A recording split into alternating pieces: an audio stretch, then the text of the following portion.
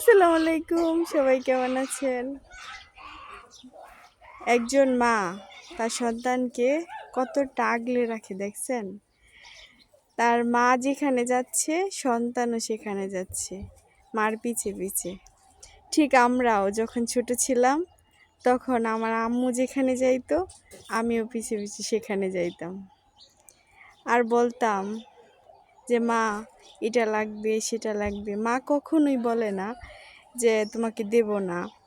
মা কখনোই বলে না, মা নিজে না খেয়ে আমাদেরকে খাওয়ায়। তাই আমাদের উচিত প্রতিটা মাকে ভীষণ ভালোবাসা উচিত। ঠিক তেমনি বাবা অনেক কঠোর পরিশ্রম করে। তিনি হয়তোবা আমাদেরকে ভালোবাসা দেখাতে পারে না, একটু শাসন করে, কিন্তু উনি আমাদেরকে ভীষণ ভালোবাসে। এখন কথা হইছে আমরা প্রতিটা মাকে ভালোবাসবো। মা আমাদের জন্য অনেক কিছু। মাকে আমরা স্নেহ, মায়া, মমতা, ভালোবাসা, কেয়ারিং, যত্ন, যত ধরনের কিছু আছে সবই আমরা দায়িত্ব পালন করব।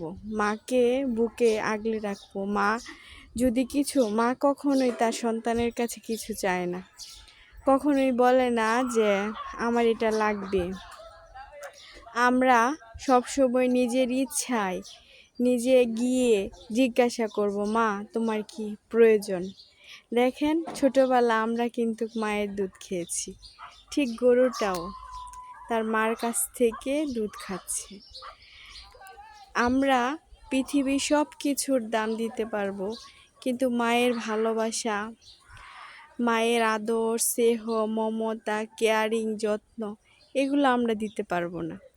কারণ প্রতিটা মা আমাদেরকে ভীষণ ভালোবাসে, খুব যত্ন করে, আমাদেরকে এতই ভালোবাসে যা বলার বাহিরে।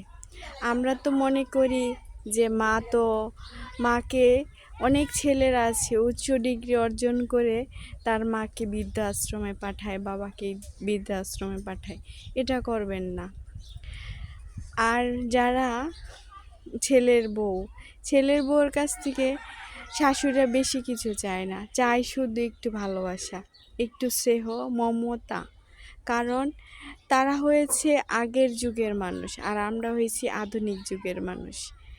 কিন্তু আধুনিক যুগের মানুষ হয়ে যদি আমাদের সন্তানকে মানুষ করব যেভাবে, কিন্তু উনি যেভাবে মানুষ করছে তার একটা প্রাপ্ত সে অধিকার আছে। কারণ আপনি যে ছেলের বউদেরকে বলছি, যারা আপনি শাশুড়িকে বিরাট যত্ন করবেন, কারণ উনি যদি পৃথিবীতে জন্মগ্রহণ না করতো তার ছেলেকে কোথায় পাইতেন? আপনি খুবই ভাগ্যবান নারী যে তার ছেলেকে বিয়ে করছেন, সংসার করছেন। একটু শাশুড়িদেরকে একটু যত্ন করবেন, মাঝে মাঝে তেল দিয়ে দিবেন, একটু ভালোবাসা দিবেন, আদর করবেন, স্নেহ করবেন, সম্মান করবেন। তারা বলেন কতদিনই বেঁচে থাকবে। তাই আমি মনে করি সকল শাশুড়িদেরকে সম্মান করবেন, আর বৌমারা সবসময় যত্ন করবেন। শাশুড়ি হয়েছে গুরুজন। আমরা যদি আমাদের মার কাছ থেকে বকাঝকা খেতে পারি, তাহলে কেন শাশুড়িটা খেতে পারবো না? তাই সবাই ভালো থাকবেন। আল্লাহ হাফেজ। আর সকল ফ্যামিলিতে শান্তি ফিরে আসুক।